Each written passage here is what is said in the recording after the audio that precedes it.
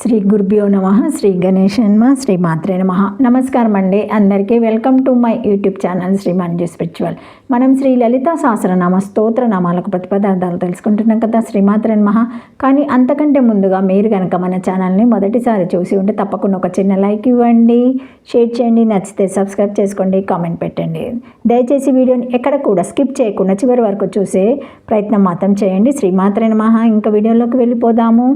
857 నామము గానలోలుప, 5 అక్షరముల నామం. ఈ నామంతో అమ్మవారికి నమస్కరించేటప్పుడు గానలోలాపాయ నమః అని చెప్పాలి. గానమునందు, లోలుప ప్రీతి నిమగ్నమైనది. అమ్మవారు సామగణ ప్రియ అని రాబోయే నామంలో వస్తుంది. వేదానాం సామవేదోస్మి అని గీతాలో భగవానుడు చెబుతాడు. కాబట్టి ఇద్దరికీ సామవేదం గానం అంటే చాలా ఇష్టం అన్నమాట. దీనిని బట్టి జీవుడు కూడా సామగానలోలుడై పరవశుడై అంటే పరమునందు లీనమై నిరాతిశయ పరవశతత్వాన్ని అంటే ఆనందాన్ని పొందుతాడు. ఇంద్రియాలతో ఆనందించే జ్ఞానము అన్నిటికన్నా అధమమైన సంగీతం. మనస్సుతో ఆనందించేది మధ్యమం. మనస్సులో లీనమై పరవశంతో ఆనందాన్ని అనుభవింపచేసేదే అసలైన సంగీత గానం. నిరంతర సాధన, క్రమశిక్షణ ఉంటే గాని మనసు కూడా లీనమయ్యే ఈ ఉత్తమ గంధర్వ గానం రాదు. ప్రాణః సామవేద అన్నారు. సామవేదంలో లయమవడం అంటే ప్రాణశక్తిలో లయమవడమే. ప్రాణానికి గుండెకు ఇలాంటి సంబంధం ఉండబట్టే గుండె కొట్టుకోవడంలో ఒక లయ ఆవర్తన లేదా ఉంది. ఒకే రకంగా కొట్టుకుంటున్న ఈ లయలో విసుగు ఉండదు, విలోలత్వమే ఉంటుంది. శ్రీమాత్రే నమః. సంగీతం ఆరోహణ అవరోహణ స్వరాలను అనుసరించి రాగతాల లయబద్ధంగా ఉంటుంది. ఇంతకు ముందు వచ్చిన గగనాంతస్థ నామంలో ఉన్నతమైన ఈ ఆరోహణ విషయము, గంభీరస్థ నామంలో లోతైన ఈ అవరోహణ విషయము ఉత్తమ గానానికి సంబంధించిన లక్షణాలుగా ముందే సూచింపబడతాయి. గానంలో పరవశత్వం అనేది పాతక స్థాయిలో ఉన్నప్పుడు అందరూ పరవశులవుతారు, అంటే భగవంతునిలో లీనమవుతారు.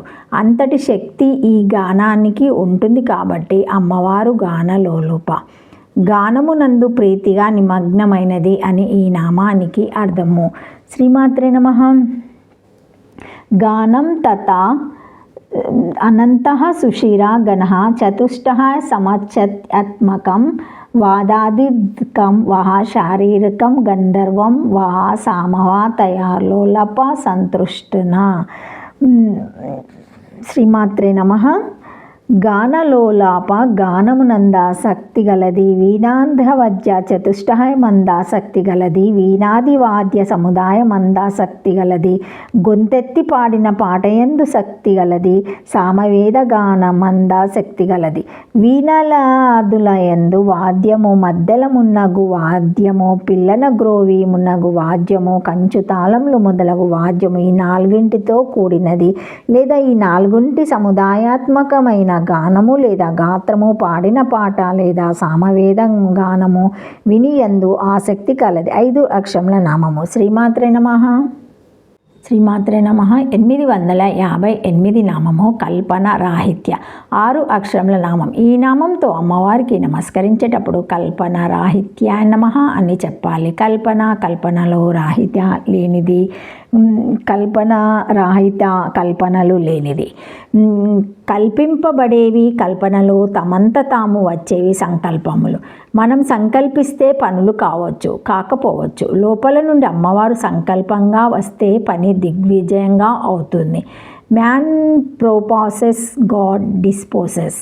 వికల్పాలు ఒకటి కాకపోతే ఇంకొకటి, ఆల్టర్నేటివిటీస్ అనే లక్షణం కలవి. మనం చేసే వాటిలో సంకల్పాల కన్నా ఈ వికల్పాలు ఎక్కువ ఉంటాయి. ఇటువంటి వికల్పాలు మనలో మనం జరుపుతున్నంత వరకు అమ్మవారు మనలో సంకల్పంగా దిగిరాదు. మనం కల్పనలు మానితే ఆవిడ మనలో సంకల్పంగా దిగి వస్తుంది. చాలామంది ముహూర్తాల కోసం, సలహాల కోసం జ్యోతిష్కుని దగ్గరికి వెళ్తారు. వాళ్లకు మనసులో కొన్ని ముహూర్తాలు జీవితాలు వాళ్ళు చేయాలనుకునే పనులు ఉంటాయి. జ్యోతిష్కుడు అడగకుండానే ముందు వారు చెబుతారు. ఇక అలాంటప్పుడు జ్యోతిష్కుడు చేయాల్సింది ఏమీ ఉండదు. కానీ నిజాయితీగా జ్యోతిష్కుని సలహా తీసుకోదలిచిన వారు తమ నిర్ణయాలు చెప్పి నిర్బంధ పెట్టారు. మనం చేయాల్సిన పనులు మనం చేస్తూ ఉంటే మన ద్వారా తర్వాత చేయవలసిన పనులు సంకల్ప రూపంలో ఉండి అమ్మవారు చేయిస్తుంది. ఆవిడ సంకల్పాలకు అనుగుణంగా మనం చేసేవే లోకంలో విద్యుత్ ధర్మాలు అవుతాయి. ఆత్మేశ్వరిగా అమ్మవారికి దృశ్య గుణాలకు భౌతికానికి సంబంధించిన కల్పనలు ఉండవు. అందుకని అమ్మవారు కల్పన రాహిత్య, కల్పనలు లేనిది అని ఈ నామాన్ని మనం అర్థం చేసుకోవాలి. శ్రీమాత్రే నమః. కల్పేపి నారాణం ఇతః సంవర్తః ప్రళయః కల్పః ఇతి కోశః నృనయః ఇతి ధాతోః నయాతిథి నరః ప్రోక్త పరమాత్మః సనాతనః ఇతి స్మృత్యచ్చ నారసింహ ఇమే నరః జీవా సకలనాశకారిణి ప్రళయకాలేపి జీవనం స్వద్వారే వాసన రూపాతయ స్థాపనే హితా కర్తి కిమూత సృష్టిస్థితి కాలే ఇతి యావత్ ఉక్తం చ అష్టవక్ర గీతాయాం మాయానంతే చిదం బౌద్ధో ఆశ్చర్యం జీవా విచాయ ఉద్యంతి జ్ఞాంతి కేలంతి ప్రహవిష్యంతి స్వభవత ఇతి. విషయవాసనాత్మక కల్పనలు లేనిది, విషయములు లేనిది. ప్రళయమందు కూడా నారసింహ సముదాయమునకు హితము చేయున్నది.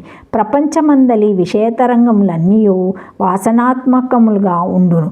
ఈ విషయములన్నీ కల్పితములే కనుక వీనికి కల్పనములని పేరు కలిగినది. కల్పిత విషయ వాసనలు లేనిది. కల్పనరాహిత ప్రళయకాలమందు కూడా నారాలులస సముదాయమునకు హితమును కలిగించుచున్నది.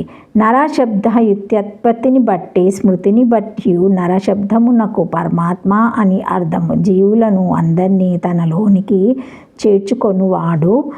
ఆ నరనునికి సంబంధించిన వారు నరులు అనగా జీవులు. సమస్తమునకు నశింపచేయు ప్రళయకాలమందు కూడా జీవులను తన ఊదరమందంచుకొని హితమును చేయుచున్నది. ప్రళయమందే జీవులను రక్షించునందుటచే సృష్టికాలమందు స్థితికాలమందు రక్షించున్నదని వేరే చెప్పనక్కర్లేదు కదా. ఈ విషయమష్టవక్ర గీతలో నేను అంతమైన చైతన్య సంరాధ్య స్వరూపుడును. అట్టి నా యందు జీవులనేడు తరంగములు ఆశ్చర్యంగా పుట్టుచున్నాయి, నశించుచున్నాయి, ఇటు నటు సంచరించుచున్నాయి, నాలో ప్రవేశించుచున్నాయి. ఇదంతయు స్వభావ సిద్ధముగానే జరుగుచున్నదని కలదు. దీనిచే జీవులు పరమాత్మలో ఉన్నవి.